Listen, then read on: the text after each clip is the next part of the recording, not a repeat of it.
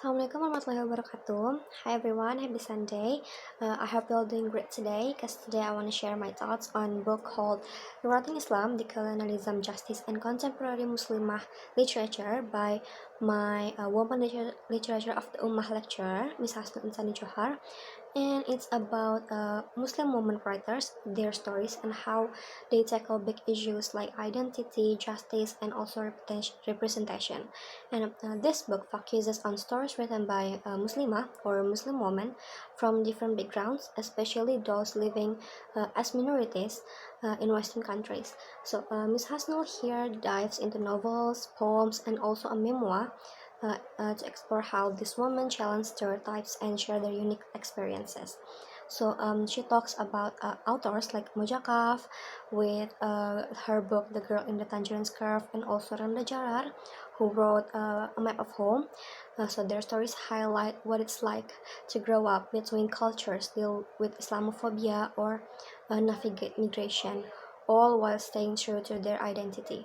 So I will walk you through three chapters that stood out for me and share my own thoughts along the way. So first up is in chapter 1, where Miss Hasnul talks about The Girl in the Tangerine Scarf by Mojakaf, and she talks about the Akika ceremony and compares it to Christian baptism, showing how rituals can bring people of different religions together. And what's cool is how Kaf uses these rituals to reflect the main character's journey or Bildungsroman, and it's like saying that growing up isn't just about finding your identity, but it's about connecting with others and understanding the other stories too.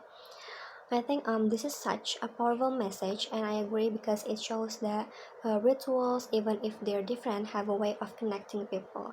And personally, this reminds me of how diverse festival in my own community can bring people together, like whether it's Eid or Christmas or any other celebration.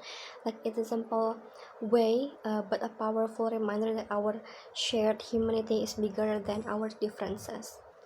So next is in chapter 4. So in this chapter, Miss Hasnul focuses on Saffron Dreams by Saila Abdullah and talks about how Muslim women dealt with life after 9/11 accident.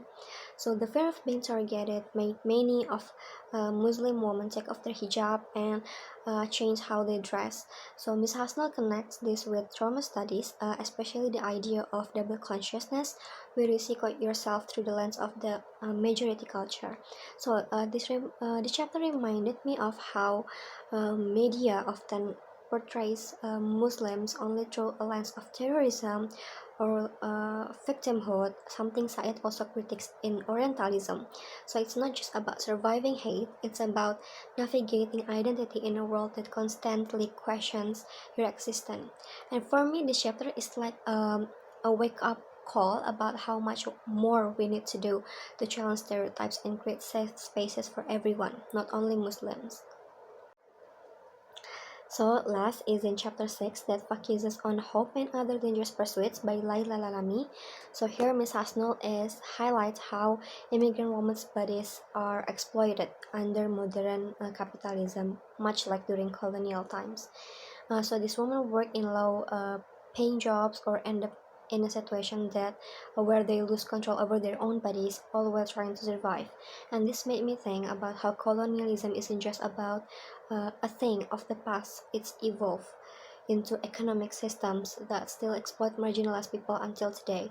And Ms. Hasnul's argument about solidarity between immigrant women feels really powerful for me because it shows how collective actions and shared stories can be a way to resist these systems. And personally, I think this is a reminder that feminism needs to be intersectional. It's not just about gender, but also race, class, and also a history. Alright, I think that's it for my review of Rewriting Islam. So those three arguments from three different chapters are just a small part of what this book has to offer. So it's a very deep, very insightful, and really makes you think about the world in a new ways. And also, if you into literature, social justice, or women's stories, this is a must read. You should give this book a shot. And also shout out to Miss Hasnul Insani Johar for centering Muslimah voices in such a fresh ways, and I love it so much. And thank you so much for listening until the end, everyone. Assalamualaikum warahmatullahi wabarakatuh.